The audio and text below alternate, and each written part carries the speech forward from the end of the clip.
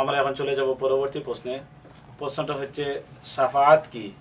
কুরআন হাদিসের আলোকে এর ব্যাখ্যা জানতে চাই। এক ভাই প্রশ্ন করেছেন। এই প্রশ্নের আলোকে আলোচনা করার জন্য আমি অনুরোধ করব বিশিষ্ট ইসলামী চিন্তাবিদ আলহাজ হযরত মাওলানা মঈনুদ্দিন মুহাদ্দিস হুজুরকে। আলহামদুলিল্লাহ আলহামদুলিল্লাহি ওয়া কাফা ওয়া সালামুন আলা ইবাদিহিল্লাযিনা ইসতাফা খুসুসান আলা সাইয়্যিদিনা ওয়া মাওলানা মুহাম্মাদিনিল মুস্তাফা আম্মা বা'দ।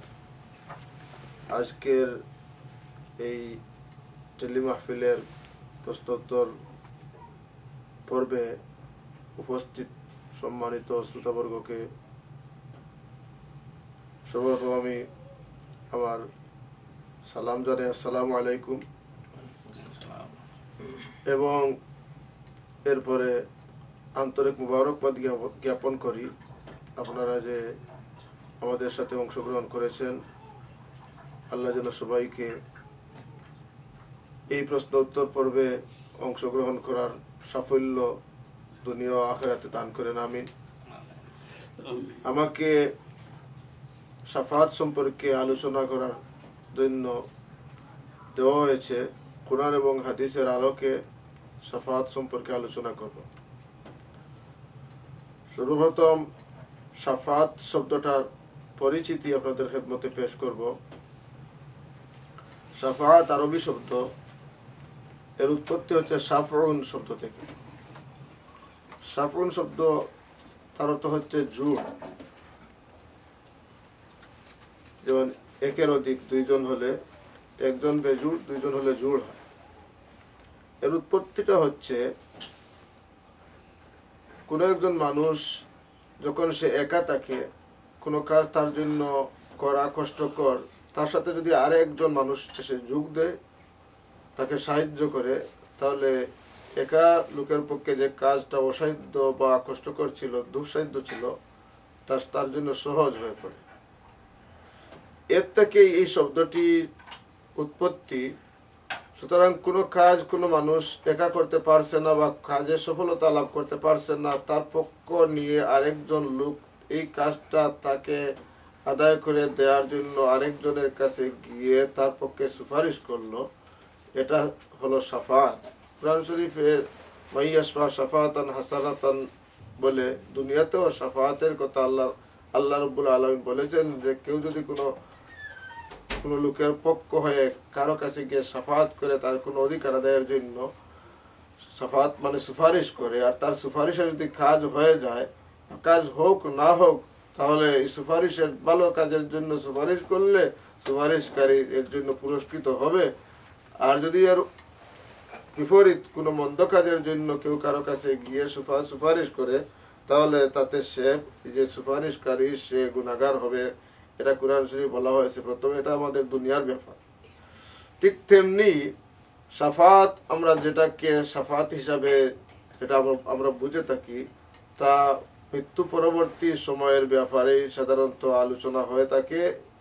দুনিয়াতেও দিনী ব্যাপারে শাফাআত রয়েছে, যেমন কোনো মানুষ মারা যাওয়ার পরে আল্লাহর দরবারে তার জন্য দোয়া করা হয়, তার জানাজায় শরীক হয়ে মানুষের দোয়া করেন, এটাও এক ধরনের শাফাআত, সুপারিশ আল্লাহর দরবারে। এই সুপারিশেরও ফল আল্লাহ রাসূল সাল্লাল্লাহু আলাইহি ওয়াসাল্লাম বলেছেন, যেমন হাদিস শরীফে এসেছে যে কোনো মানুষ মারা গেলে, কোনো মুসলমান যদি মারা যায় এবং তার জানাজায় যদি, এক হাদিসে এসেছে 100 জন লোক, মুসলমান লোক যদি উপস্থিত হয় এবং সবাই তার জন্য আল্লাহর দরবারে শাফাআত করে, মানে সুপারিশ করে, তাহলে আল্লাহ সেই মৃত ব্যক্তিকে এদের সুপারিশে মাফ করে দিবেন। এ ধরনের আরো অনেক হাদিস এসেছে। কথা হচ্ছে যে শাফাআতের কথা আমরা আলোচনা করতে চাই, যে হুজুর পাক সাধারণত প্রশ্ন আসে এটাই যে মৃত্যু পরবর্তীতে অর্থাৎ কিয়ামতের দিন নবী রাসূল বা অন্য কেউ কি আল্লাহর নিকট মানুষের মুক্তির জন্য সুপারিশ করতে পারবেন? এই যে সুপারিশ, এটাই আসলে শাফাআত অর্থে আমরা এখন বুঝতেছি বা আলোচনা, এটাই আমার মনে হয় এসেছে।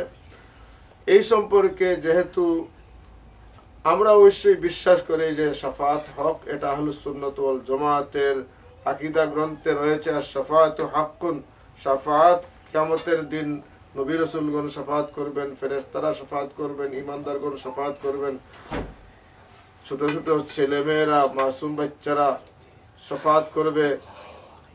এটা হক এই শাফাত।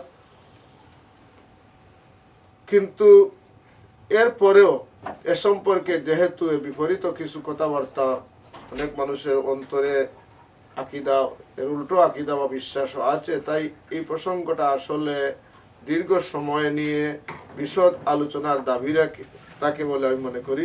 সুতরাং আমি আজকে শুরু করছি এবং সময় সুযোগে ইনশাআল্লাহ আগামীতে আরও এই ব্যাপারে আলোচনা করবারও আমি আশাবাদী। প্রথমে শুরু করি, আমাদের নবীজি সাল্লাল্লাহু আলাইহি ওয়াসাল্লাম কি শাফাত করবেন ময়দানে মাহশরে।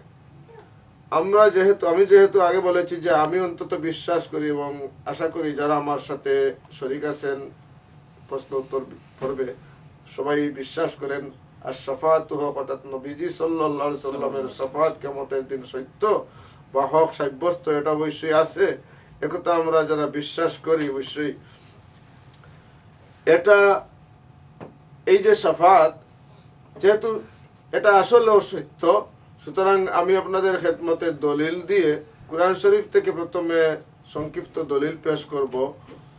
এবং যেহেতু এই কথাটি যেহেতু এর কিছু বিরোধী আকীদা আছে আগে বলেছি, সুতরাং বিশদ আলোচনার প্রয়োজন, তাই আজকে আলোচনা শুধুমাত্র সূচনা করছি এবং আগামীতে ইনশাআল্লাহ আলোচনা শেষ করব আল্লাহ তৌফিক দান করলে। প্রথমে আসা যাক নবীজি সাল্লাল্লাহু আলাইহি ওয়াসাল্লামের শাফাত। আমাদের নবীজি হযরত মুহাম্মদুর রাসূলুল্লাহ সাল্লাল্লাহু আলাইহি সাল্লাম শাফাত করবেন ময়দানে মাহশরে। এই শাফাতের বিভিন্ন পর্যায় রয়েছে, আকীদা গ্রন্থসমূহে রয়েছে শাফাতের বিভিন্ন পর্যায়।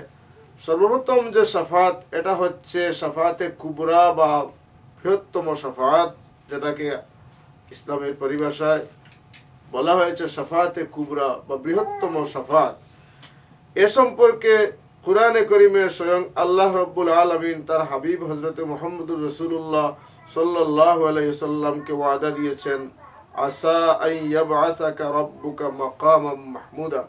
এটা সূরা ইসরা 15 নম্বর সূরা আয়া, এই যে পারার মধ্যে যে সূরা ইসরা এসেছে, এই সূরা ইসরার 79 নম্বর আয়াত, আসা আন ইয়াবআসাকা রাব্বুকা মাকামান মাহমুদা, অবশ্যই আপনার রব আপনাকে মাকামে মাহমুদে অর্থাৎ প্রশংসার স্থানে প্রেরণ করবেন। এর অর্থ তাফসীরে জালালাইনে এর তাফসীর করেছেন এভাবে, ইয়াহমাদুকা ফিহিল আউয়ালুন ওয়াল আখিরুন। মাকামে মাহমুদের মানে হচ্ছে প্রশংসার স্তর, অর্থাৎ আউয়ালুন এবং আখিরুন, দুনিয়ার শুরু থেকে শেষ পর্যন্ত সমস্ত মানুষ এবং যত নেককার হবেন সবাই আপনার প্রশংসা করবেন কিয়ামতের দিন। অর্থাৎ আল্লাহ বলছেন অবশ্যই কিয়ামতের দিন সবাই আপনার প্রশংসা করবে। কিতাবের তাফসীরে লেখা হচ্ছে ওহুয়া মাকামুস শাফাআতি ফি ফাসলিল কাদা। এই যে মাকামে মাহমুদ, যেটা মাকামে মাহমুদ মানে হচ্ছে মাকামে শাফাআত, অর্থাৎ শাফাআতের স্থান। এই শাফাআতের স্থান সম্পর্কে হাদিস শরীফের নির্ভরযোগ্য কিতাব, বিশেষ করে বুখারী শরীফ, মুসলিম শরীফ সহ অন্যান্য কিতাব সমূহে বিশদ দীর্ঘ আলোচনা রয়েছে, হাদিস শরীফ রয়েছে, এর মধ্যে অন্যান্য কিতাবেও রয়েছে। এর মধ্যে আপনাদের খেদমতে আমি সংক্ষিপ্ত আলোচনার জন্য এই জালালাইন শরীফের তাফসীর অর্থাৎ হাশিয়াতুস সাওয়ী থেকে সংক্ষিপ্ত আলোচনা করছি। মাকামে মাহমুদ সম্পর্কে যে বলা হচ্ছে ওহুয়া মাকামুস শাফাআত ফি ফাসলিল কাদা, এটা হচ্ছে ফয়সালার সময়, ফয়সালার যে অধ্যায় হবে, অর্থাৎ আল্লাহ যখন মানুষের হিসাব নিকাশ বা বিচার করবেন, এ ব্যাপারে, বিচারের ব্যাপারে শাফাআতের একটা স্থান বা স্তর হচ্ছে, পর্যায় হচ্ছে মাকামে মাহমুদ। লিখছেন হাশিয়াতে সাওয়ীতে, হিনা ইয়াজমাউল্লাহুন নাস ফি সাঈদিন ওয়াহিদিন। আমি আরবি চার্জ বাংলা বলছি।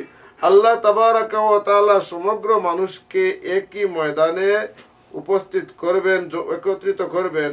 সূর্য মানুষের মাথার ঠিক উপরে এসে যাবে, মানুষের অত্যন্ত কষ্ট হবে, ফেরেশতারা চতুর্দিক থেকে মানুষকে ঘেরাও করে রাখবে, 7টা সফ বিভক্ত করবে, মানুষের জন্য কদম ফেলে এতটুকু কষ্ট হবে যে এক কদমে 1000 কদম অথবা 1,00,000 কদমের সমান হবে, বিপদ খুব বেশি হয়ে উঠবে।